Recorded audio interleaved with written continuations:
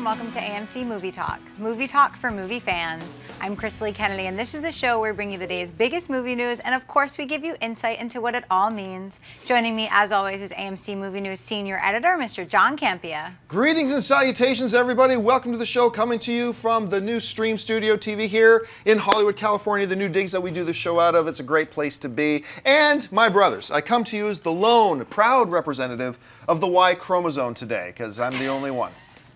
Also joining us is our AMC Movie News correspondent, Erin Darling. Hey guys, I'm proud to be here every day, regardless of chromosome status. And we also have back fresh from London, our own AMC Movie News editor, Miss Amy Rose Eisenbach. Hi guys, yes, back from the Thor 2 junket, which was the most amazing experience, and I just want to give a little shout out to the AMC Movie Talk fans that recognized us over there. I cannot tell you how wonderful and humbling that was, and it just reinforces again that art is so universal, and that's what keeps us together, and I feel very inspired by it, so thank you so much. Anthony and Nicholas and everyone else that came by and said hi.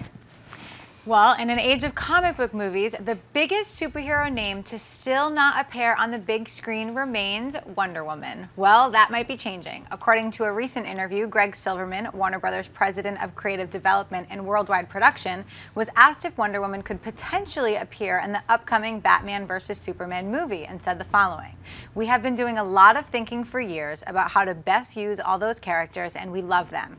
Wonder Woman is an amazing character. I think it's a great opportunity both for box office success, but also to have an amazingly powerful female superhero. We are taking it all very seriously and are trying to do a plan that's respectful to those characters and maximizes the stories as best they can. So everything that has been speculated are things that we've thought of." John, what do you make of Silverman's comments? They're encouraging, but ultimately they mean nothing.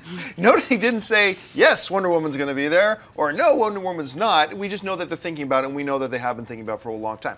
But as a fan, it is encouraging to hear them not say no. It's encouraging to hear a guy in the position that he is in, for Greg to say, look, we think this would work, we think the fans would like it, we think it would make money, we think it would make for a great story, blah, blah, blah, and we are looking at it. Now, they know already, obviously, with the script already being done, if Wonder Woman is appearing in Batman vs. Superman. That's already known. That's a foregone conclusion. They're not just telling us if she is or not. And I don't know why they're not telling us. I mean, look, we know Batman's going to be it. It doesn't spoil anything if we know a certain character is going to be there, unless it's going to be like a surprise cameo or whatever, and that's fine too. But I will stick with my original word. I think this is encouraging. We've been waiting. Look, Marvel is giving us a walking tree and a raccoon with a gun.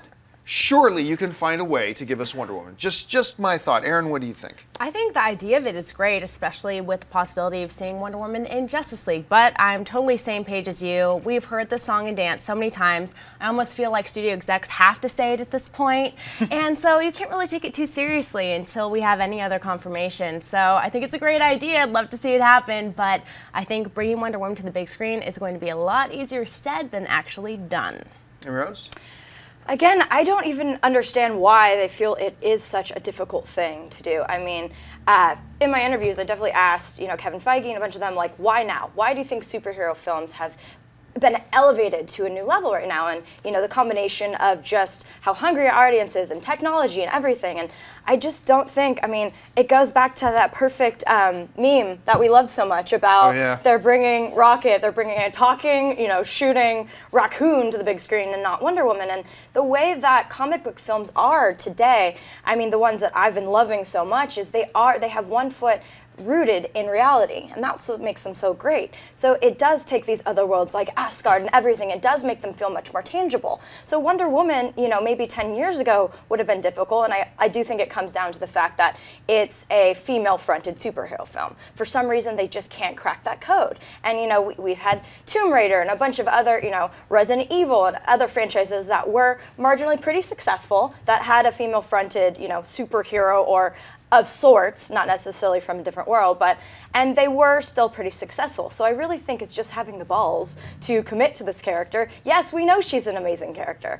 And, unfortunately, I don't think she's going to get her own standalone film ever first. So Justice League would be a really great introduction to, you know, people falling in love with her, the way they're going to portray her on the big screen, and then going into her standalone film, the way that Marvel has so brilliantly done with their property. So, yes, we know she's a great character. We know she's going to make you a lot of money. So why don't you step it up already? That's all I'm saying. You know, I think of anybody in this room, if there was a chairman on the committee of bring Wonder Woman to the big screen, it would probably be Chris Lee Kennedy. Chris Lee, do you get encouraged when you hear these kinds of words, or do you think it's just more fluff? You know, as someone who sometimes thinks I am Wonder Woman, I want to thank Silverman for that little nugget of hope, but that's all I think it is a little nugget of hope. I actually don't want to see Wonder Woman in Batman vs. Superman. I think it would take away from the rest of the movie, and I would prefer to see her in a Justice League and then a standalone, but thanks for the nugget. For years, many fans have been wondering if we could ever see an Army of Darkness 2, a sequel to possibly the greatest horror comedy of all time. Rumors have floated around for years, but recently some whispers have emerged that director Sam Raimi and star Bruce Campbell could be looking to return Ash to the big screen. When directly asked if Army of Darkness 2 was going to come at Wizard World Nashville this week, Bruce Campbell said the following: Ash would have to stop occasionally from chasing some deadite to catch his breath. Maybe we could do that, I guess. That would be exciting. Fight in a walker. That would be all right. Hit them with my cane. Fake them out. Have a fake heart attack. Distract a zombie. I like it. All right, sir, the answer is yes. Amy Rose, do you think Campbell is serious? Are we finally getting an Army of Darkness 2? First of all, Bruce Campbell, all hail the king. Second of all, you're not that old. Come on. I had the privilege of the last, project that I had at IGN before I came to AMC, courtesy of Mr. John Campea, is that I got to produce a shoot with Bruce Campbell to find the ultimate fan of this franchise. And we went to Olympia, Washington, and I'm telling you, when he enters a room, he has more charisma than any person I've ever met in my life. He has complete undivided attention, all eyes on him, and he's just so charming and so witty, and you know, I got the pleasure of interviewing him as well for that, and you know, Sam and him have been friends for several decades now. Yeah, years. And they love each other. And, you know, Raimi just did Oz the Great and Powerful, and Campbell had a little cameo in that, you know, and in as all the the Spider-Man gatekeeper. movies. All the Spider-Man movies. I mean, this is a formula that we see happen all the time. When directors and actors love working together, they continue that relationship through most of their career. So I know that the fan base is there in full effect. We've always wanted an Army of Darkness too, and I did really like the new Evil Dead. And I like that, you know, I asked Fede if they think they'll go the comedy route, and he's like, these are two separate franchises, and I respect that, but I do really think it gave us all, you know, the nods and the tips to the original and even the opening scene and everything that we love. So I do think that it's possible that we could see a sequel to this. I mean, the demand is there, the relationship is there, and you know, whether he had a cane or not to chase the deadites, I just think that when he's on screen, he completely demands your attention, and this is one of my favorite, you know, trilogies of all time, and I love that it went from more serious to comedy and more. So yes, I actually don't think it's far off, especially since the two biggest players that could make it happen are interested. So yeah. I'd love to see it. Aaron? I love this idea, hypothetically, but I don't know if it's going to happen. I mean, Bruce Campbell is amazing. He's so charismatic. I love this man, love talking to him. But at the same time, we've talked about this, we've heard it for years and years and years, and every time someone asks Bruce Campbell this question, he kind of gives a similar answer. And he's quirky, he has a great sense of humor, and I think he's just showing it off and having fun in an interview setting where someone had the opportunity to ask him a question. So do I really think it's serious? No. Would I love to see it? Heck yes. Give us a sequel. I want it so bad. You know, I think this time he might actually be serious. Yeah. Now, I'm not willing to put money on it by any means because it's Bruce Campbell. Now, and if you don't know how great Bruce Campbell is, it's a great analogy and example of what Amy Rose is talking about how much he just owns the screen when he's there.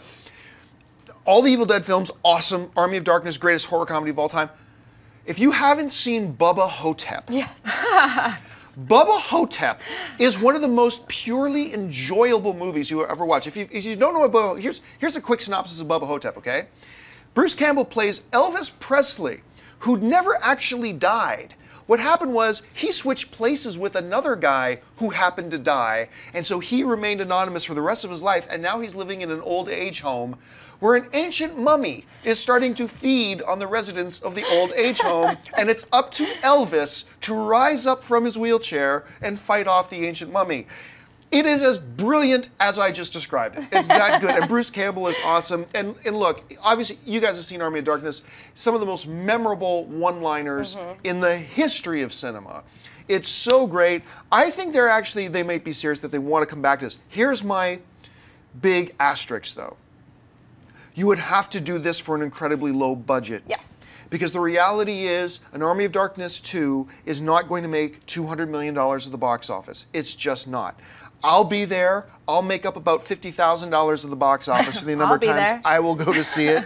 But it's not going to be a monster box office movie, so they'd have to do it for a really reasonable budget. But you know what? Maybe that's a good thing. Yeah. Because part of the charm of those original films, the campiness, is how campy they are. Exactly. And how you can just tell how low budget is. I mean, Bruce Campbell fighting all the little mini Bruce Campbells, how bad were those effects? But you know what? That's part of the charm. So I'm all for it. I think this is great, and maybe this is actually true. His Twitter handle is Groovy Bruce. Enough said. That's all I'm saying.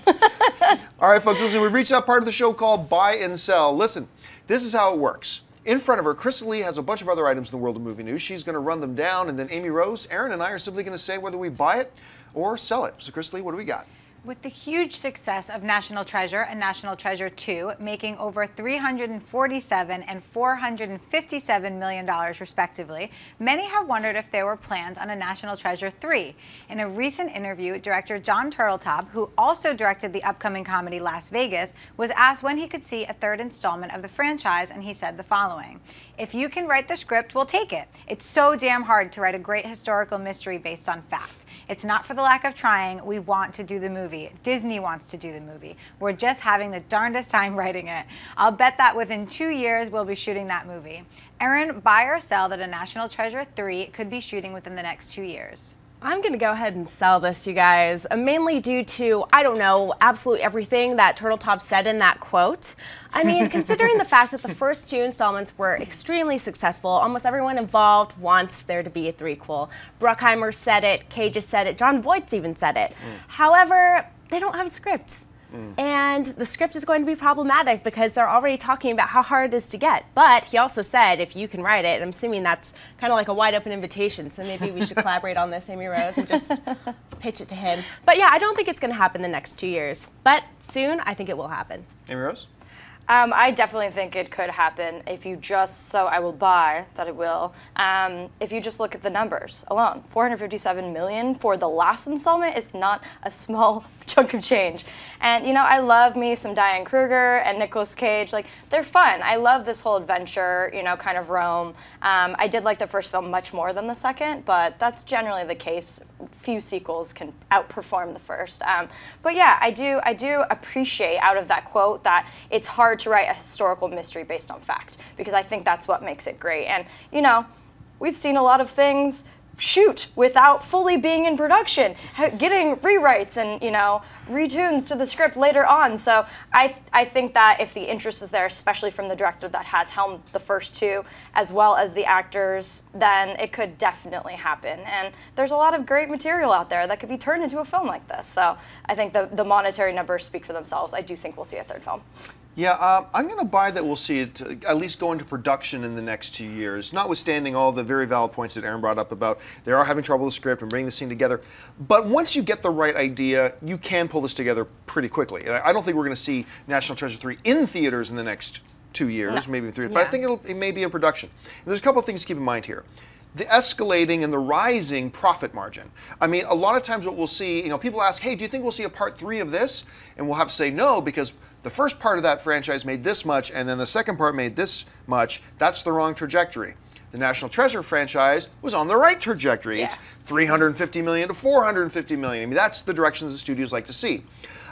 You know, Nicolas Cage is not starring in a lot of blockbusters these days, so I'm sure he'd be more than happy to make himself available. The director seems he's all on board for it. I think the studio likes the numbers that they're seeing. They just got to get this script together.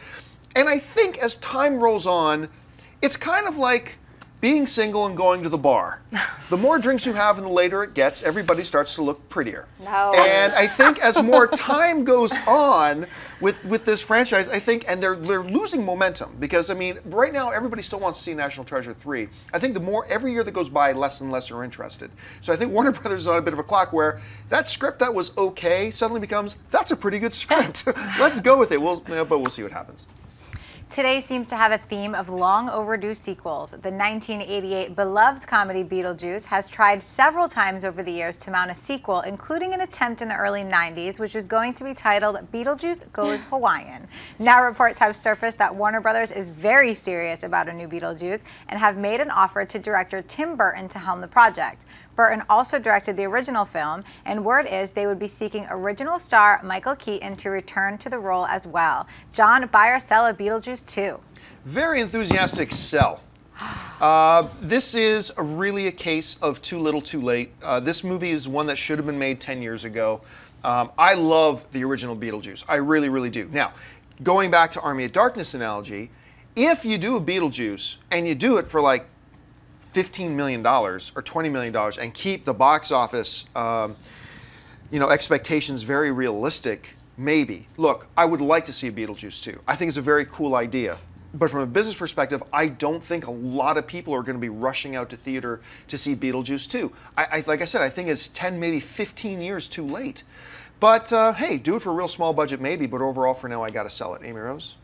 I'm going to buy it. Look at Dumb and Dumber. It's literally been 10 years, and I think people are really excited to see that. No, I wouldn't put them on par with each other. Dumb and Dumber is one of the greatest comedies of all time, but I think Beetlejuice is Burton at his best, and he's definitely had a couple films in recent years that kind of fell a little flat for me, but I still really admire his vision and his style, and just Michael Keaton. I mean, I love him. I'd love to see him return to this role, and Winona Ryder needs a good role in her too, so maybe she'll come back. So yeah, I would be very interested in seeing this, mostly to see Burton return to the style and, the general premise that I love him best for. Aaron? Sell across the board for me. I love the original. However, everything about this screams corny, campy, and straight to DVD for me. So for me, it's a big time sell.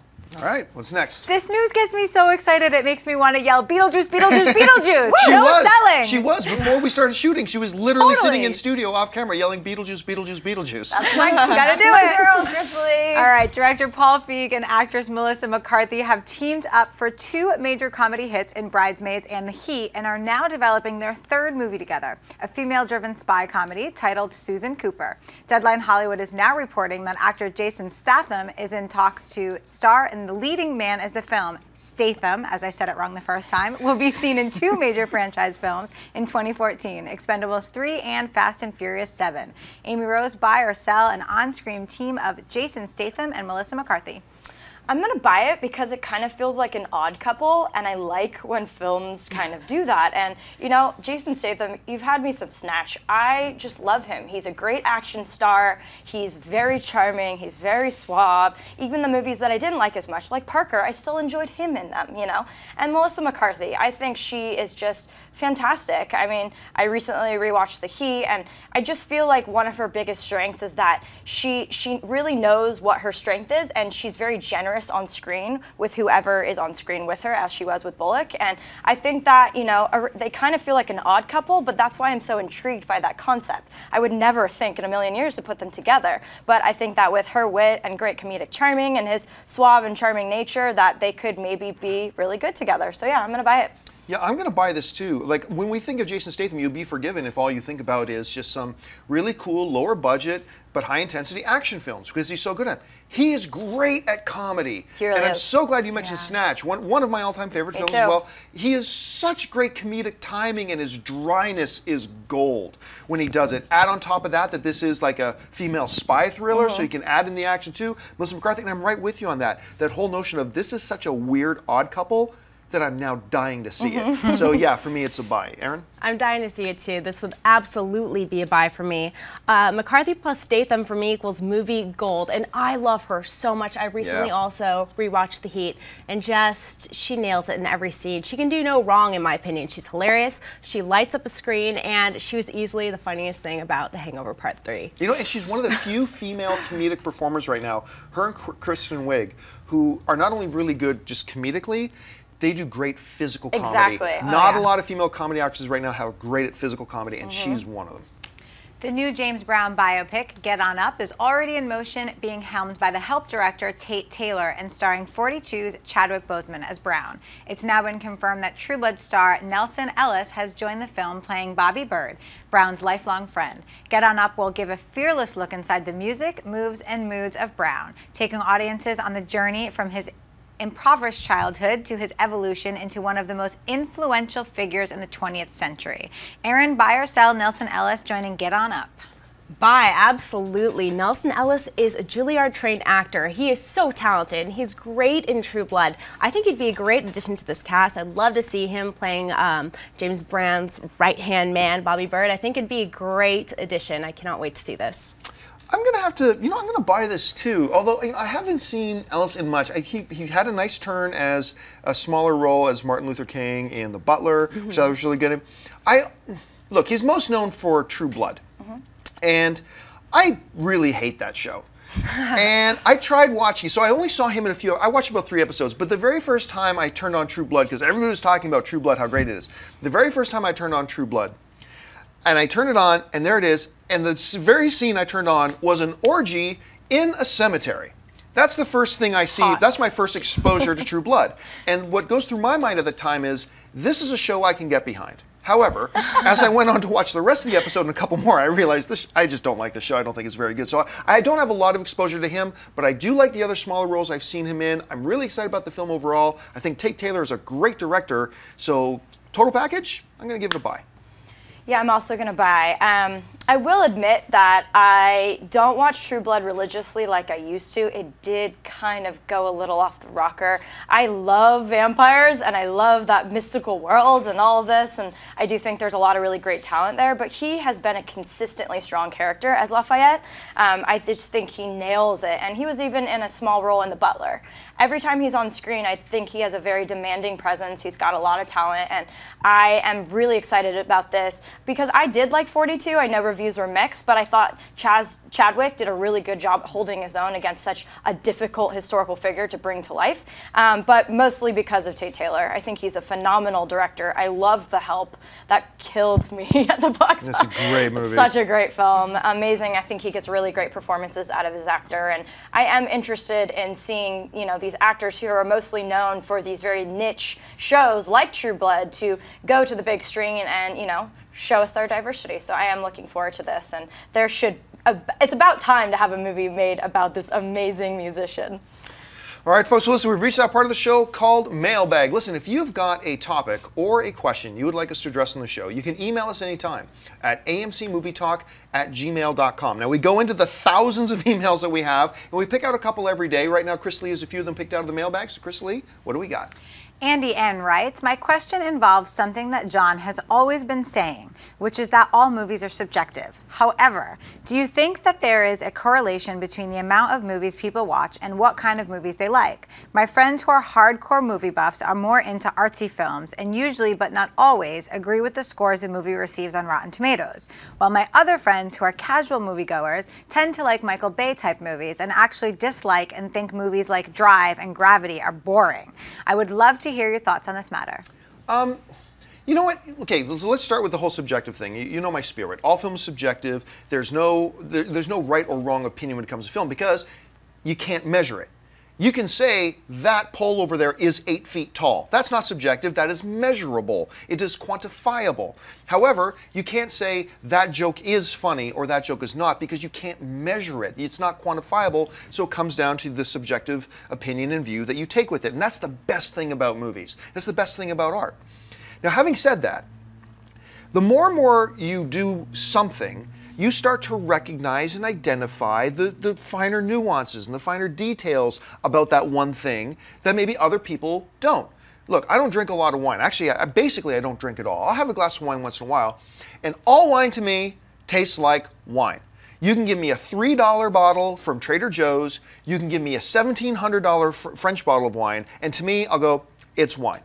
You know, I've got a couple of friends who are a couple that are totally into wine, you know, Justin and his wife, and they'll come over once in a while and they'll bring, because they're in this wine club, they get like 5 bottles a month, and this, and now this one is a cherry this with a after woody kind of blah, blah, and I taste this like it's wine.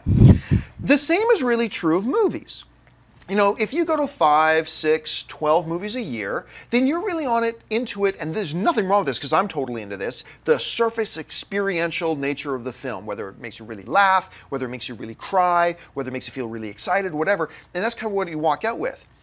But the more and more you watch film, when you start getting into watching 30, 50, 100, 300 movies a year, you start to recognize and really identify the finer nuances of it. And you start to recognize, hey, that little thing they did in that dramatic piece, that's really almost impossible to do. And you start to recognize those things, and you start to appreciate those things. So it doesn't, look, I'm a guy who watches like 300 movies a year. My opinion of a movie is no more valid than your opinion of a movie if you watch 10, 15 movies a year. No less valid than mine whatsoever. However, just because I've done it 1,000 times, I tend to be able to recognize certain elements in films and recognize nuances and recognize things that really start to appeal to me, and I can start to appreciate more. But that still doesn't mean that my opinion of film is any better than yours. It's still all subjective.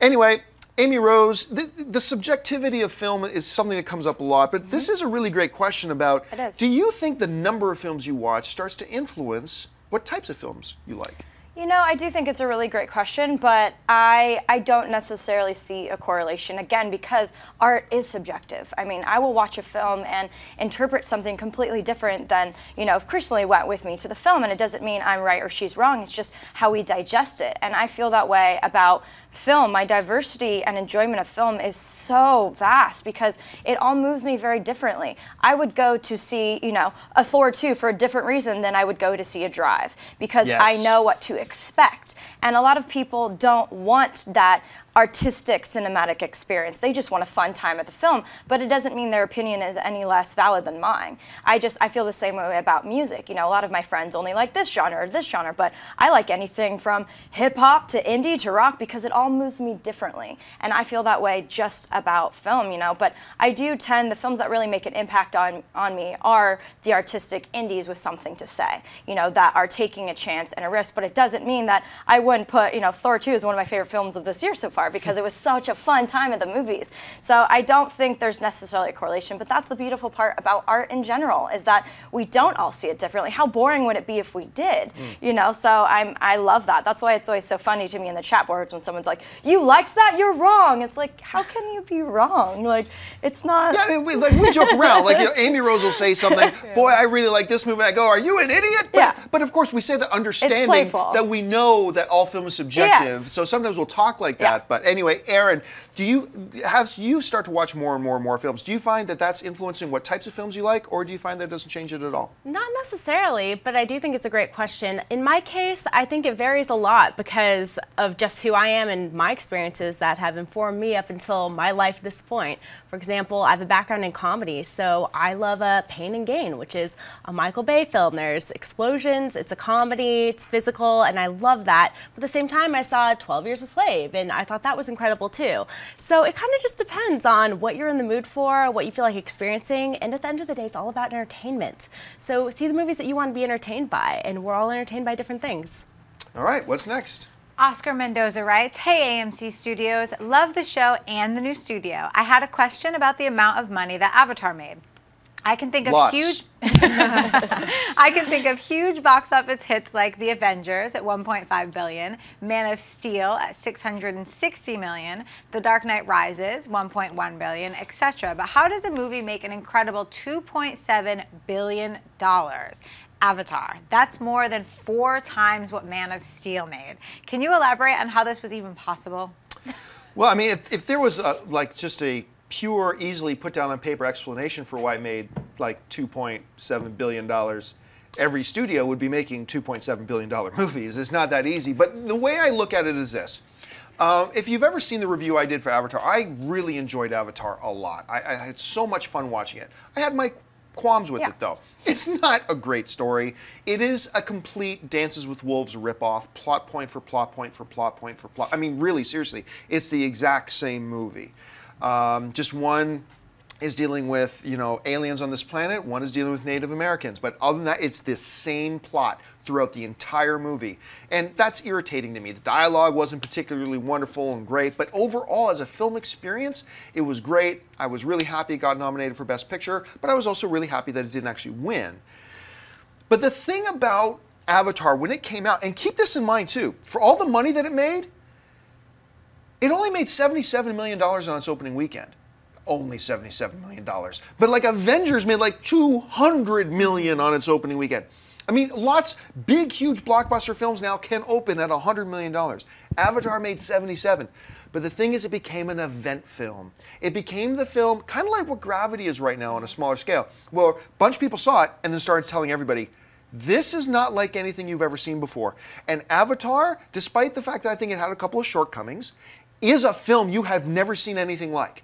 When I walked into that movie and I watched that, just visually, and the scope and the cinematography of it and the way it was done, I just remember thinking, this is totally new. I remember it's like when I saw The Phantom Menace, as terrible as the prequels are, visually, effects-wise, whatever, it was something we had never seen before.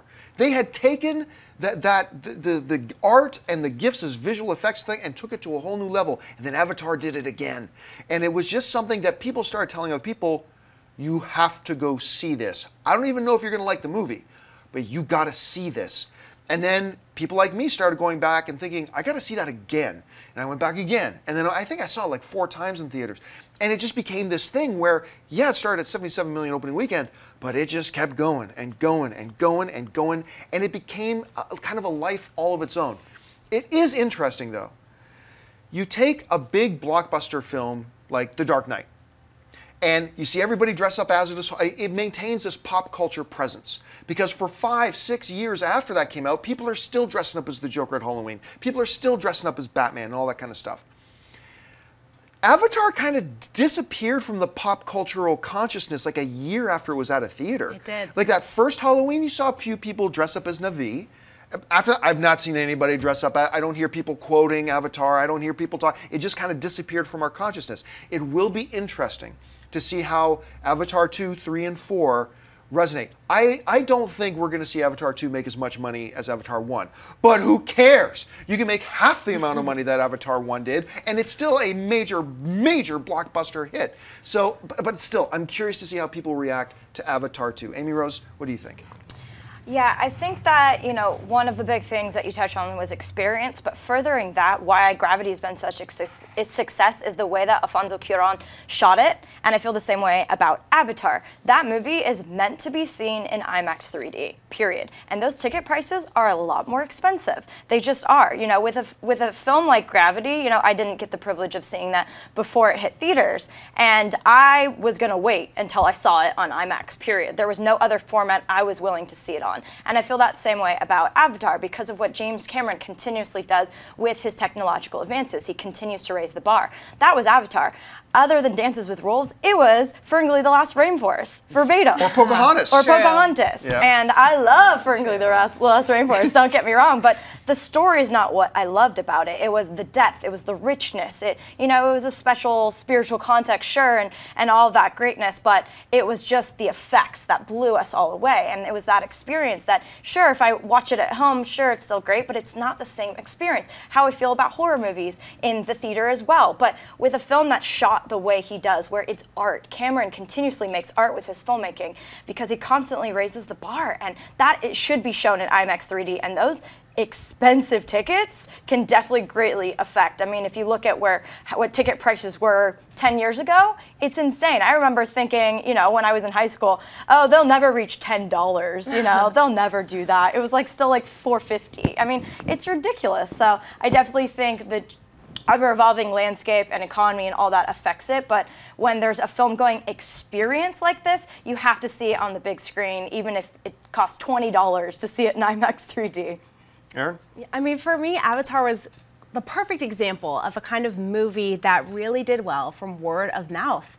Literally, as you were saying, you would hear from someone else how incredible this experience was, and you had to go see it yourself.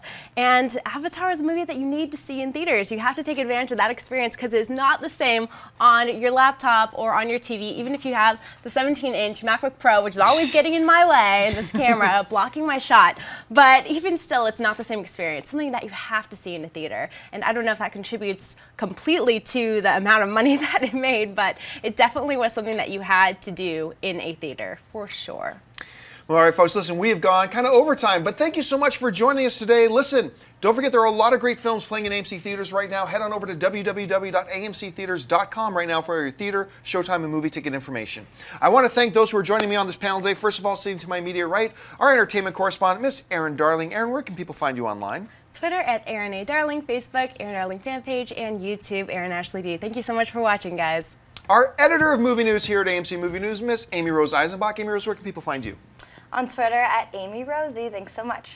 And of course, our host, who keeps everything running around here, Miss Chrisley Kennedy. Chrisley, where can people find you? You guys can find me on Twitter and Instagram at Chrisley. And you can find me on the various social networks just at John Campia. Thank you so much for joining us, guys. My name is John Campia for AMC Movie News, and until tomorrow, bye-bye. If you like this video, be sure to give it a thumbs up, and don't forget to subscribe to AMC Movie News on YouTube. It's free and a great way to stay updated with all the latest movie news and check out our daily show, AMC Movie Talk. Also, don't forget to check us out on Facebook and Twitter to stay in the loop for our special prizes, giveaways, and contests.